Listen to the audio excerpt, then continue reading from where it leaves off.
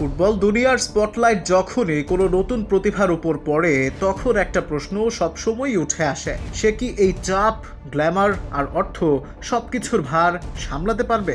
আজ যার গল্প বলছি সে প্রতিভা আর বিতর্ক দুটোকেই সমানভাবে নিয়ন্ত্রণ করে। তার নাম লামিন ইয়ামাল। বয়স মাত্র 17, কিন্তু নাম শুনলেই আজ ইউরোপের ডিফেন্ডারদের বুকে কাঁপন ধরে যায়। ডান প্রান্ত ধরে ছুটে যাওয়া চিকন শ্যামলা এক কিশোর, যে হঠাৎ থেমে বাম পায়ে দুনিয়া কাঁপানো শট নিতে পারে। লামাসিয়ার সন্তান বলে কথা, মেসির উত্তরসূরি হিসেবে তাকে প্রমোট করা হচ্ছে। মাঠে তার ড্রিবলিং, গতি আর গোল সবকিছুই তাকে তার বয়সের সীমা ছাপিয়ে দিয়েছে। কিন্তু মাঠের বাইরে ওখানে চলছে আরেকটা গল্প, একটা গ্ল্যামারাস, রহস্যময় এবং বিতর্কিত গল্প। ইউরোপিয়ান মিডিয়া বলছে ইয়ামাল এখন শুধু ফুটবল খেলছে না, সে জীবনকেও খেলছে নিজের মতো করে। বিলাসিতা, টাকা, পার্টি সব জায়গায় তার উপস্থিতি ঝলমলে, কিন্তু তার সবচেয়ে আলোচিত দিক তার প্রাইভেট লাইফ আর তার গার্লফ্রেন্ড।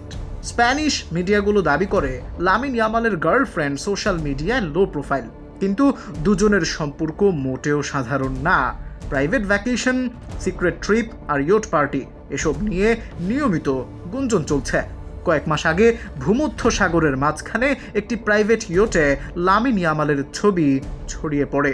মিডিয়াকে এড়িয়ে পার্টি করার চেষ্টায় ছিলেন তারা। বাট এই বয়সে কেউ কেউ হয়তো কলেজে পড়ে, কেউ স্বপ্ন দেখে বড় হওয়ার। আর Yamal Lamborghini Urus, Audi RS7 designer collection আর প্রাইভেট সিকিউরিটি নিয়ে ঘোরেন তিনি। পার্টি করেন সমুদ্রের বুকে ভাসমান বিলাসী ইয়টে, যেখানে তালা দেয়া থাকে সব ক্যামেরার প্রবেশে। কিন্তু প্রশ্ন হলো, এই জীবন কি তার ভবিষ্যতের জন্য বিপদ ডেকে আনবে? অনেক ফুটবল লেজেন্ডই বলেছেন এই বয়সে অত টাকা এবং লাইমলাইট খুব বিপজ্জনক। মিডিয়া বলছে ইয়ামালের ক্যারিয়ার এখন দুই রাস্তার মোড়ে দাঁড়িয়ে। একদিকে ফুটবল কিংবদন্তি হওয়ার সম্ভাবনা, আরেকদিকে অতিরিক্ত গ্ল্যামার আর বিলাসী জীবনযাত্রার প্রলোভন। তবে যারা ইয়ামালকে কাছ থেকে চেনেন তারা অন্য গল্প বলেন। তারা বলেন, হ্যাঁ, ইয়ামাল গ্ল্যামার পছন্দ করে, পার্টি করে, ছুটি কাটায়, বিলাসী জীবন উপভোগ করে, কিন্তু মাঠে নামলে সে বদলে যায় একদম। চোখে আগুন, বুকে বিশ্বাস আর পায়ে বিদ্যুৎ।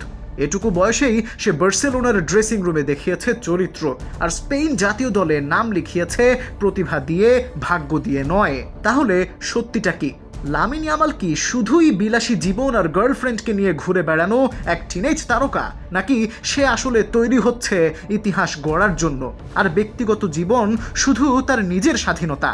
উত্তরটা সময় বলে দেবে, কিন্তু একটা কথা এখনই বলা যায়, লামিন ইয়ামাল শুধু ফুটবলার নয়, সে বর্তমান সময়ের ফুটবল ফেনোমেনন, যাকে মানুষ যেমন ভালোবাসে ঠিক তেমনই বিচারও করে। এই ছেলেটা কি পরবর্তী মেসি হবে, নাকি নষ্ট হয়ে যাওয়া প্রতিভাদের তালিকায় নাম লেখাবে?